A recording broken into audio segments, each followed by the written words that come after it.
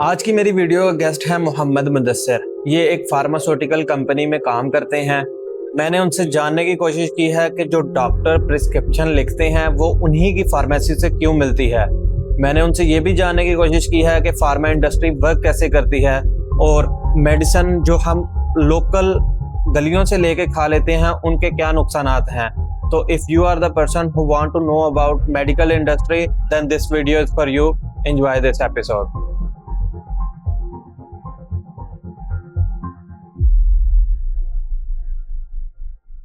अस्सलाम वालेकुम मुदस्सिर भाई, क्या हाल है आपके? वालेकुम अस्सलाम। अल्हम्दुलिल्लाह, आप सुनाए कैसे हैं? खैरियत से? शुक्र है अल्लाह का, मैं भी ठीक।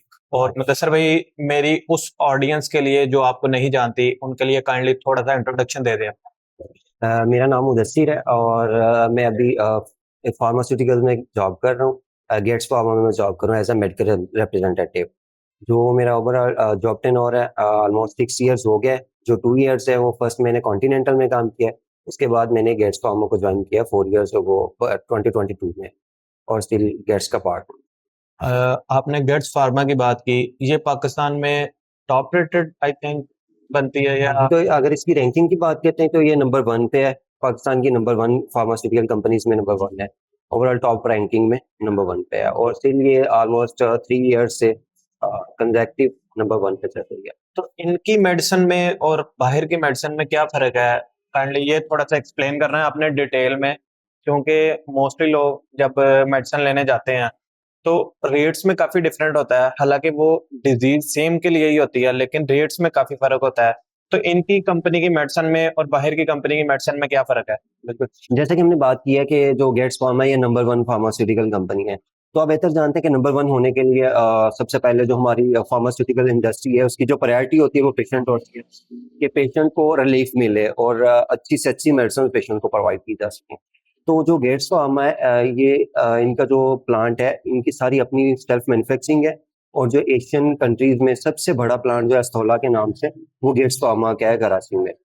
तो अभी ये मल्टीनेशनल कंपनीज में एक कंपनी है, क्योंकि ऑलमोस्ट ये 37 कंट्रीज में एक्सपोर्ट कर रही है अपनी मेडिसिन। आप थोड़ा सवाल से साइड पे चले गए। मैं पूछना चाह रहा था कि ये नंबर 1 तो है, ये ओके है, लेकिन इनकी मेडिसिन महँगी क्यों है बनिस्बत दूसरों के? और वैसे अगर कोई सेम डिज़ीज़ की जो महँगी मेडिसिन है, उसमें क्या फ़र्क है और जो सस्ती मेडिसिन है, उसमें क्या फ़र्क है? एक्चुअली मैं वही बात की तरफ लेके जा रहा था। देखिए, अगर ये कंपनी है ना, तो इनमें प्राइस डिफरेंस क्यों आ रहा होता है? आपका क्वेश्चन एक्चुअली ये है। तो देखिए, जो रिसर्च ब्रांड्स होते हैं, जैसा कि एक कंपनी ने कोई भी मॉलिक्यूल रिसर्च किया, उसके बाद उस पे काम किया और उसे इंट्रोड्यूस करवाया मार्केट में। तो जो गेट्स फार्मा की मेडिसिन है ना, इनमें ये होता है कि ये रिसर्च ब्रांड से बायोइक्विवेलेंसी के टेस्ट्स करवा रही होती हैं। तो डेफिनेटली वो टेस्ट की भी कॉस्ट आ रही होती है, वो टेस्ट की कॉस्ट आ रही होती है, तो वो डेफिनेटली वो ब्रांड पे थोड़ी कॉस्ट आ जाती है। और इनके मोस्ट ऑफ ब्रांड्स जो हैं ये बायोइक्विवेलेंस रख रहे हैं, मीन के जो रिसर्च ब्रांड होता है ये उसके साथ सेम एफिकेसी पेशेंट में सेम रिजल्ट्स प्रोवाइड कर रहा होता है। सही है, शुक्रिया। ये काफ़ी नॉलेजेबल चीज़ थी और मेरे लिए भी काफ़ी न्यू थी और मुझे जानने का मौका मिला कि क्यों वाक़ई ही ये मेडिसिन महँगी होती है। और अब अगर कोई कॉमन पर्सन है जिसे मेडिसिन के बारे में इतना नहीं पता, वो जब मेडिसिन लेने जाता है तो उसको किन चीज़ों को मद्देनज़र रखना चाहिए? कि जिस तरह किसी डॉक्टर ने पर्ची लिख दी उसे और अब वो किसी फार्मेसी पे चला गया, तो उसे क्या चीज़ें देखनी चाहिए मेडिसिन लेने से पहले? देखिए, सबसे जो फर्स्ट प्रायोरिटी ही पेशेंट की हेल्थ है ना, तो हम अगर कुछ भी लेते हैं, हम पहनने के लिए कुछ लेते हैं, कपड़ों में कुछ लेते हैं, तो उसमें मैक्सिमम हमारे लिए क्या होगा कि वो कंप्रोमाइजिंग ले लिया, अगर अच्छा नहीं मिला तो हम अल्टरनेटिव ले लेंगे बिल्कुल। या कुछ भी इस तरह का। और जो हमारी जो एक बहुत गलत प्रैक्टिस हो रही है कि जैसा कि लोग केमिस्ट पे जाते हैं और खुद ही कहते हैं कि यार मुझे ये मसला आ रहा है, तो उसके लिए मेडिसिन दे रहे हैं। तो आप बेहतर जानते हैं कि फार्मासिस्ट तो है फार्मेसी पे अवेलेबल, बट उसके जो अंदर काम कर रहे होते हैं वो इतने कॉम्पिटेंट नहीं होते कि वो आपको एक अच्छी मेडिसिन प्रोवाइड कर बिल्कुल, सकें। बिल्कुल। तो आपको सबसे पहले प्रिकॉशन तो ये चाहिए कि आप डॉक्टर पे जाएं, डॉक्टर को चेकअप करवाएं और उसकी जो प्रिस्क्रिप्शन है उसे फॉलो किया जाए, ना कि सेल्फ मेडिकेशन या केमिस्ट से मेडिसिन ली जाए। यहाँ पे अभी आपने डॉक्टर की बात की कि डॉक्टर की लिखी हुई मेडिसिन ही लेनी चाहिए, ना कि किसी बंदे रैंडम या खुद आप बता के ले लेते हैं जाके मेडिसिन। तो मैंने यहाँ पे ये सवाल करना है कि डॉक्टर जो मेडिसिन लिखता है वो उसी की फार्मेसी से मिलती है, ऐसा क्यों है? ये मोस्ट ऑफ टाइम ऐसा होता है कि डॉक्टर ने जो ब्रांड लिखा है और डॉक्टर एक नोबल प्रोफेशन है हमारे लिए, सबसे प्रायोरिटी पे होता है, जैसा कि हम कहते हैं कि अल्लाह पाक सेहत देने वाले हैं। बिल्कुल। उसके बाद जो एक अल्टरनेटिव ऑप्शन जो हमारे पास होता है, हम डॉक्टर के पास चले जाते हैं। तो हदीस मुबारक का भी एक, जब आप बीमार होते हैं तो आप डॉक्टर के पास हैं, अपने Right. मौलवी के पास हैं। तो जो डॉक्टर ने प्रिस्क्रिप्शन लिखी होती है वो मोस्ट ऑफ टाइम ऐसा होता है कि आप अदर फार्मेसी पे जा रहे होते हैं, तो वो सेम ब्रांड नहीं मिल रहा होता, तो वो आपको अल्टरनेट दे देता है। बिल्कुल। तो इन सेंस होता है कि वो आपको चाहिए भी यही कि वो आप उसकी अटैच फार्मेसी से ले लें, या जहाँ से डॉक्टर आपको कह रहे हैं वही सेम ले लें। बिकॉज अगर आप अदर अल्टरनेटिव फार्मेसी ढूंढते हैं तो उस पे आपको ब्रांड चेंज हो सकता है। डॉक्टर ने कुछ और मॉलिक्यूल लिखा है तो वो आपको कुछ और दे देंगे, तो इसके लिए वो आपके लिए कॉम्प्लिकेशन हो सकती है। नहीं तो आपके हिसाब से डॉक्टर की ही फार्मेसी से लेना बेस्ट रहेगा? आई थिंक वो आपके लिए बहुत बेस्ट है, इन सेंस कि वो जो फार्मेसी वाला है उसे बेहतर पता है, डॉक्टर की प्रिस्क्रिप्शन को वो अच्छे से पढ़ सकता है, तो उससे लेना ज्यादा बेहतर है। अब मैं सवाल करना चाहूंगा, जैसे क्वैक्स बैठे हैं काफी, अगर क्वैक्स को आसान जुबान में समझाएं, जो गली मोहल्ले में डॉक्टर बैठे हैं जिनके पास डिग्रीज नहीं है, बिल्कुल। समटाइम वो भी बस आप जाते हैं, बुखार है, वो कोई भी मेडिसिन उठा के आपको दे रहे हैं, मतलब आराम तो उससे आ जाता है, लेकिन वो पता नहीं क्या दे रहे हैं आपको ना। बिल्कुल। तो इसके बारे में आपका क्या ख्याल है कि वो हमें, जिस तरह डॉक्टर की फीसेस भी काफी ज्यादा है, तो और मोस्टली लोग अफोर्ड नहीं करते, इसलिए वो अपने गली मोहल्ले के डॉक्टर से चेक करवा लेते हैं। तो अगर उस तरह के डॉक्टर के पास कोई जा रहा है तो किन चीजों का ख्याल रखना चाहिए उसे? यार बेहतर तो सजेशन ये होगी कि वो एक क्वालिफाइड प्रैक्टिशनर के पास जाए, मिनिमम एमबीबीएस को चेक करवाएं आप। उसका ये होगा, देखिए सबसे फर्स्ट प्रायोरिटी जैसे कि हमने पहले बात की वो हेल्थ होती है। अगर आप किस तरह के कोई कंप्रोमाइज के पास जा रहे हैं, फर्ज करें कि एक डॉक्टर की फीस 200 या एमबीबीएस की 500 फी है, तो आप वो पे नहीं कर रहे, उसकी बजाय आप शॉर्ट वे ले रहे हैं, कोई 100 में आपको खुद को ट्रीट करवाना चाह रहे हैं, उसमें देखें कि आपके लिए कॉम्प्लिकेशन है, वो पता नहीं क्वालिफाइड पर्सन नहीं है, तो आप उससे मेडिसिन लेंगे, वो कुछ भी आपको इस तरह की दे सकता है, और ड्रग है उसमें कोई भी रिएक्शन आ गया तो उसके बाद फिर से आपको एक अच्छे मुआलज की तरफ ही रुजू करना पड़ेगा। तो आपके लिए वो ज्यादा कॉम्प्लिकेशन, हेल्थ कंप्रोमाइज भी हो गए और दोबारा से आपको और हमने काफी हालांकि ऐसे केसेस देख भी लिए हैं, लेकिन लोग फिर भी उससे ना सबक नहीं हासिल कर रहे। कि जैसे हमने काफी दफा देखा है कि हमारे मोहल्ले में या कहीं पे भी और ना काफी ऐसे केसेस आ गए कि वो क्वैक ने कोई इंजेक्शन ऐसा लगा दिया कि बंदे को, मतलब अल्लाह माफ करे, कि फौत ही हो गया, लेकिन लोग फिर भी उससे बाज नहीं आते। लेकिन लोगों को ये बिल्कुल प्रिकॉशन चाहिए, लोगों को इससे अवॉइड करना चाहिए। बिकॉज देखिए हेल्थ प्रायोरिटी है। अगर आप अल्हम्दुलिल्लाह तंदुरुस्त हैं तो आप दोबारा से अर्निंग कर लेंगे, अपना लाइफस्टाइल बेहतर कर लेंगे दोबारा से। अगर देखिए आपने अपनी हेल्थ ही कॉम्प्रोमाइज कर ली तो आपका लाइफस्टाइल ही सारा कॉम्प्रोमाइज हो जाएगा। तो आपको हेल्थ पे ये कॉम्प्रोमाइज नहीं करना चाहिए। देखिए अगर कोई नॉर्मल है, नहीं अफोर्ड करता, तो वो कॉस्टली कपड़े ना पहने, सस्ते वाले कपड़े पहन ले, अपने सारी जो पहनने की वेयरिंग प्रोडक्ट्स हैं वो इकोनॉमिकल ले लें, लेकिन हेल्थ पे कॉम्प्रोमाइज ना करें। वो उससे कम से कम चाहिए वो क्वालिफाइड प्रैक्टिशनर के पास एमबीबीएस को मिनिमम चेक करवाएं। इंटरेस्टिंग जा रही है अभी तक गुफ्तगू। मैंने आपसे अब यहाँ पे ये सवाल करना है, जैसे हमारे मोस्टली घरों में जिस तरह बुखार होता है तो कहते हैं लो जी पैनाडोल खा लो, कोई मैदे का मसला हुआ राजिक खा लो। तो ये जो मेडिसिन है इनका नुकसान भी है कोई? ये डेफिनेटली देखें, अगर कोई भी मेडिसिन है वो हमें जो बेनिफिट्स दे रही होती है उसके साथ साथ उसके साइड इफेक्ट्स भी होते हैं। इसमें ये करना चाहिए कि आपको टेम्परेचर है, आप पैनाडोल ले ली, तो उसके बाद एक क्वालिफाइड जो डॉक्टर हैं उन्हें चेक करवा लें, जस्ट प्रिकॉशन के लिए या अपनी शॉर्ट टाइम हेल्थ को मेंटेन करने के लिए आप इस तरह कुछ मेडिसिन ले ली। उसके बाद आपको चाहिए कि आप अपने प्रैक्टिशनर को चेक करवाएं। बिकॉज जैसा कि आपने बात की है कि टेम्परेचर हो गया तो पैनाडोल ले ली, टेम्परेचर सेल्फली कोई डिजीज नहीं होता, जस्ट एक हमारा जो बॉडी है वो एक रिएक्ट कर रही होती है हमें बताने के लिए कि मुझ में कोई इश्यूज आ रहे हैं, मुझे पहले ट्रीट किया जाए।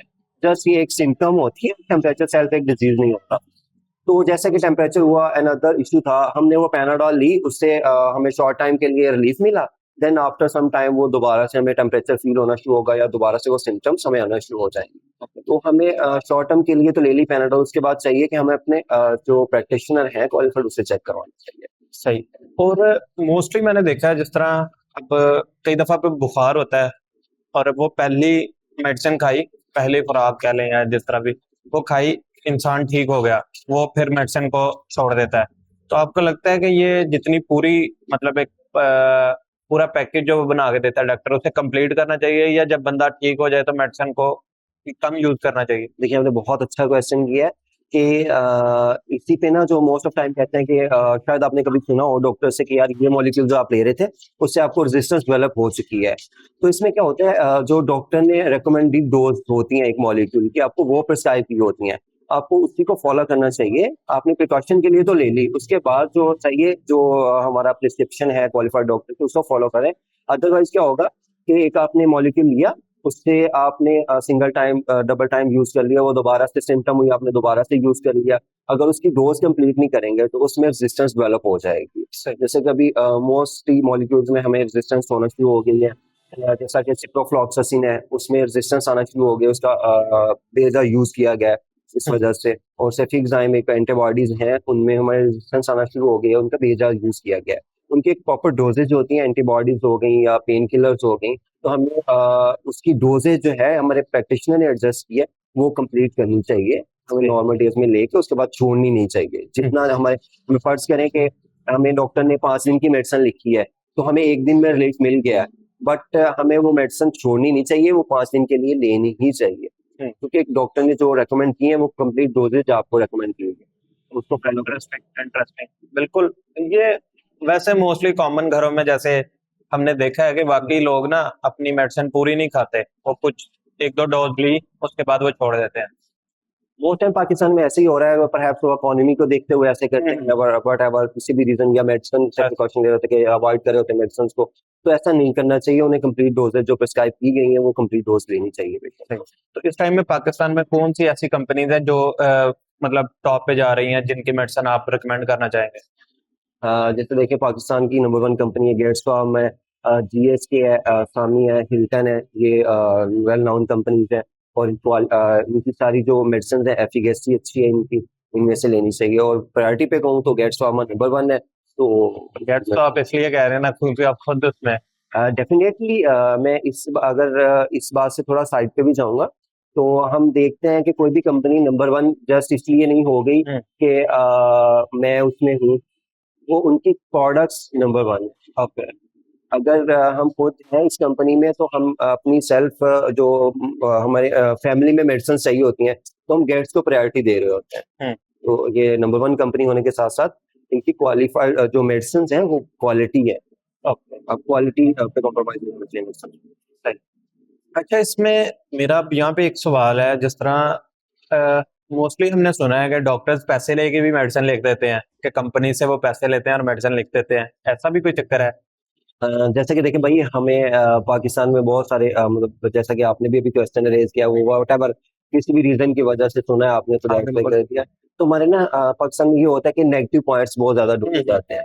तो एक्चुअली ऐसा नहीं होता। देखिए अब एक जो डॉक्टर है वो क्वालिफाइड पर्सन है और एक नोबल प्रोफेशन होता है, जैसा कि हमने पहले भी ये रिपीट किया हुआ है कि हम कहते हैं कि यार सेहत अल्लाह पाक देते हैं, बट वो पंजाबी में कहते हैं वसीले बनाते हैं अल्लाह पाक ना, तो ये वसीले भी होते हैं डॉक्टर्स। तो एक नोबल प्रोफेशन है, हमें उस पर नेगेटिव पॉइंट आप रेज कर रहे हैं, ऐसा नहीं है कि डॉक्टर्स उस पर पैसे लेके लिख रहे होते हैं। यार मोस्ट ऑफ डॉक्टर्स जो हैं हमें क्वालिटी और क्वालिटी मेडिसिन देते हैं। देखिए अगर कोई भी डॉक्टर है वो लोकल मेडिसिन लिखेगा तो डेफिनेटली वो पेशेंट के साथ नहीं, वो खुद के साथ भी ज्यादती करेंगे। इन सेंस देखें, एक डॉक्टर का जो जरिया आमदन है वो पेशेंट भी होते हैं, तो उन्हीं से उनकी अर्निंग है, उसी से वो अर्न कर रहा होता है। तो अगर वो हर दफा इसी तरह प्रैक्टिस करेगा तो उसकी पेशेंट एवरेज बहुत कम हो जाएगी। सही। तो ऐसा नहीं होता कि डॉक्टर पैसे लेके लिख रहा है या ऐसा कुछ नहीं होता, उसमें जस्ट वो पेशेंट का एक माइंड बन गया कि डॉक्टर की इंटरनल फार्मेसी से लिखी हुई है तो ये 2 नंबर मेडिसिन है या फिर इस तरह है इस तरह। इस सवाल मैंने इसीलिए रेज किया था ना, क्योंकि मोस्ट ऑफ द टाइम ना लोग सिर्फ डॉक्टर को क्रिटिसाइज करते हैं, जैसे कि यार इसकी फीस बहुत ज्यादा है, या इसने ये मेडिसिन लिखी है तो इससे पैसे लिए होंगे, और ये कॉमन लोगों में ना आम हुई भी है इस टाइम पे ना बात। तो इसलिए मैंने सोचा कि ये सवाल लाजमी पूछना चाहिए आपको। बिल्कुल आपका क्वेश्चन ठीक है, इन सेंस के अभी लोगों के माइंड में ऐसा कुछ है, तो बिल्कुल वैसे ऐसा कुछ नहीं होना चाहिए, बिकॉज एक नोबल प्रोफेशन है। डॉक्टर्स कभी नहीं ऐसा करते वो पैसे लेके और लोगों की जिंदगी के साथ खेलेंगे। एक देखिए उन्होंने ऑलमोस्ट 5 ईयर 6 ईयर जब स्पेशलाइजेशन में जाते हैं तो 7-8 ईयर्स के लिए स्टडीज की होती हैं, जस्ट एक पेशेंट को उनकी हेल्थ को बेहतर करने के लिए। तो हम उन पे क्वेश्चंस कर रहे हैं, ऐसा कुछ नहीं है। डॉक्टर एक नोबल प्रोफेशन है, उसमें वो बहुत अच्छा पेशेंट को ट्रीट कर रहा होता है, और हम सेल्फली भी ऐसे होता है बीमार होते हैं तो जा भी उसी के पास रहे हैं और उसी पे क्वेश्चन भी अरेज कर रहे होते हैं। ऐसा नहीं है, डॉक्टर जो पेशेंट की हेल्थ के लिए ही काम कर रहा होता है। सही। अब मैं ना इधर थोड़ा इसको as a business point of view से भी देखना चाहता हूँ या एज ए जॉब पर्सपेक्टिव से भी देखना चाहता हूँ। जैसे आपने भी बताया कि आप गेट्स फार्मा में जॉब कर रहे हैं, और हमारे मोस्टली लोगों ने फार्मेसीज भी अपनी खोली होती हैं। तो फार्मेसी बनाने के लिए कौन से लाइसेंस की जरूरत होती है, या कोई भी रैंडम बंदा इसे ओपन कर सकता है? नहीं, देखिए भाई, इसमें कोई भी रैंडम पर्सन इसे ओपन नहीं कर सकता। ये जस्ट इन्वेस्टमेंट प्लान नहीं है इसमें ना। हमें जो क्वालिफाइड पर्सन को ही ये अलाउ होता है तो वो फार्मेसी या मेडिकल स्टोर ओपन कर सके। जो बात करते हैं अगर मेडिकल स्टोर की, तो उसके लिए बी कैटेगरी रिक्वायर्ड होती है। ओके। तो उसमें भी हमें जो गवर्नमेंट है उसने कुछ रिस्ट्रिक्शंस लगा दिए हैं। उसमें जो है सेडेटिव ड्रग्स आप नहीं ले सकते, ओपियाइड वगैरह नहीं ले सकते। जैसा कि अगर आपके नॉलेज में हो, ट्रामाडोल मॉलिक्यूल्स हैं, या जो भी कह लें कि जो सेडेटिव मॉलिक्यूल्स हैं जिनसे पेशेंट में नींद आती है, तो वो आप मेडिकल स्टोर पे नहीं ले सकते। और इंजेक्शन पे भी काफी पाबंदी नहीं चल रही? इंजेक्शन वगैरह या ये जो क्वैक्स वगैरह, इन पे इनके लिए पाबंदी है? क्वैक पे तो आप मेडिसिन पे भी पाबंदी है कि वो मेडिसिन भी नहीं दे सकते ना पेशेंट में। इंजेक्शन तो वो दूर की बात है, वो मेडिसिन भी नहीं दे सकते। सही। और अगर बात कर रहे हैं कि इंजेक्शन की आप स्टोर्स पे, तो वो स्टोर वाले को अलाउ नहीं होता कि वो पेशेंट को इंजेक्शन इंजेक्ट करे। ओके। तो पेशेंट को चाहिए जस्ट वो स्टोर से ले और जाके अपने हॉस्पिटल से लगवाए। सही। वो जो केमिस्ट है उसे अलाउ नहीं है कि वो इंजेक्शन लगाए। और इसी तरह अगर बात करते हैं फार्मेसी की, तो उस पे डी फार्मेसी रिक्वायर्ड होती है। उस पे आप वो फार्मेसी ओपन कर सकते हैं। तो उस पे आप फिर कंप्लीट मेडिसिन, जो कंप्लीट प्रिस्क्रिप्शन है, उसे फॉलो कर सकते हैं। वो हर तरह की ड्रग्स उसमें आप रख सकते हैं फार्मेसी में। और जॉब के लिए? अगर बात करते हैं फार्मास्यूटिकल में जॉब की, तो अल्हम्दुलिल्लाह एक बहुत बड़ी फील्ड है। इसमें बहुत ज़्यादा अपॉर्चुनिटीज़ हैं और अच्छे पैकेजेस हैं। जैसा कि अभी ये छोटे सिटीज़ हैं, उनमें भी ये कंपनीज ने अपने एम्प्लॉयज़ प्लेस किए हुए हैं और अच्छे पैकेजेस पे कर रहे हैं। तो उसमें जो रिक्वायरमेंट होती है, इनकी ग्रेजुएशन होती है कि मिनिमम उसने ग्रेजुएशन बंदे ने की हो, मीन के एजुकेटेड बंदा हो जो अपने हेल्थ को समझ सके, और उस पे डॉक्टर को या डॉक्टर से डिस्कशन करने के लिए या मेडिसिन को पढ़ सके अच्छे से, इसका नॉलेज ले सके, तो ग्रेजुएशन रिक्वायर्ड होती तो है। आप रिकमेंड करते हैं किसी भी बंदे को इस फील्ड में आने के लिए? डेफिनेटली बहुत अच्छी फील्ड है और बहुत अर्निंग अल्हम्दुलिल्लाह बहुत अच्छी है इसमें, तो डेफिनेटली करनी चाहिए। तो सबसे ज़्यादा इसमें जो सेल्फ फैसिलिटेट भी होता है बंदा, कि वो हेल्थ को अपनी को जान सकता है, और अर्निंग भी है और खुद का नॉलेज भी enhance होता है। So well, thank you so much Mudassir भाई, आपका मतलब इतना जो नॉलेज आपने शेयर किया वो यकीनन फायदेमंद तो जरूर होगा जो बंदा ये वीडियो देख रहा है। लेकिन लास्ट पे कोई एक ऐसी एडवाइस जो आपको अपने किसी मेंटोर से मिली हो, या कोई ऐसी एडवाइस जो आप किसी को देना चाहते हो? हाँ, बिल्कुल। जैसा कि हमारी जो कंप्लीट डिस्कशन थी, वो एक थी कि हमने उसमें फार्मेसी उसमें डिस्कस किया कि मेडिसिन पेशेंट को कैसे लेनी चाहिए और कितनी देर के लिए, या पेशेंट को क्वैक्स के पास जाना चाहिए या डॉक्टर के पास। तो इसमें कंक्लूजन दे रहा हूँ कि यार हमेशा हेल्थ पे कॉम्प्रोमाइज ना करें। अगर इंसान तंदुरुस्त है तो वो सारा कुछ कर लेगा। बिल्कुल। अगर वो तंदुरुस्त नहीं है तो उसकी सारा लाइफस्टाइल ही डिस्टर्ब हो जाता है। बिल्कुल। अगर बंदा ठीक होगा, तंदुरुस्त होगा, दोबारा से अर्न कर लेगा। तो उसमें मेडिसिन क्वालिटी की लेनी चाहिए। ये नहीं सोचना चाहिए कि कुछ पैसे बचा लें, वो आप अनदर थिंग से बचा लें, बट अपनी हेल्थ पे कॉम्प्रोमाइज ना करें। Health is wealth. Thank you Mudassir भाई, thank you so much for your time. अल्लाह हाफिज।